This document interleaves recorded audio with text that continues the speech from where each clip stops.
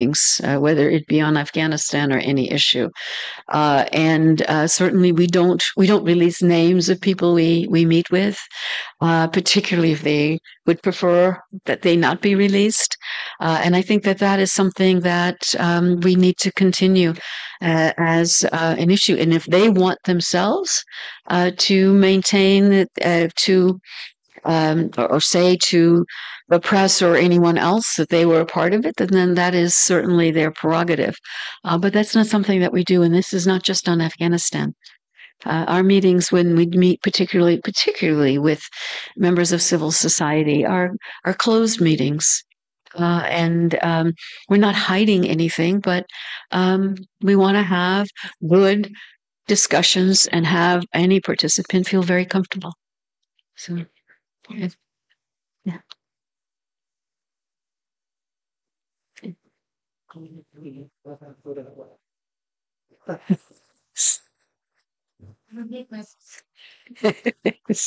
Thank you so much, Sarah Zaman with Voice of America.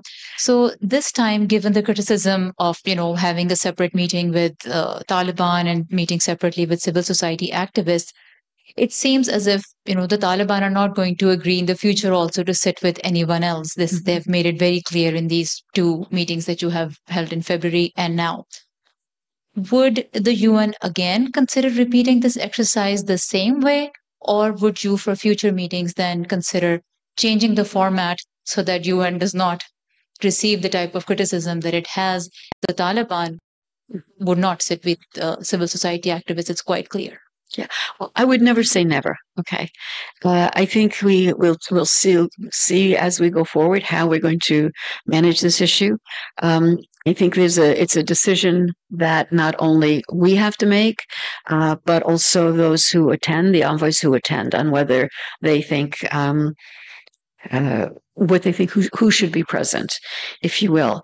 All we want to be able to do is to continue to speak to everybody and have everyone's voice heard. And if we can amplify voices that are not, let's say, present at a particular event, we are very happy to do that. But again, I would never say never. The one thing I just want to emphasize is that if you read the independent assessment, it comes up with a number of the concerns that Afghanistan has to build its society. It comes up. It also lists many of the concerns that the international community has, where the international community feels that Afghanistan is not abiding by its international obligations. A lot of thematic issues. Then at the very end, talks about eventually needing an inter-Afghan dialogue. What we are doing is not an inter-Afghan dialogue right now. We're just going through issues at this point, and we want to get various perspectives. But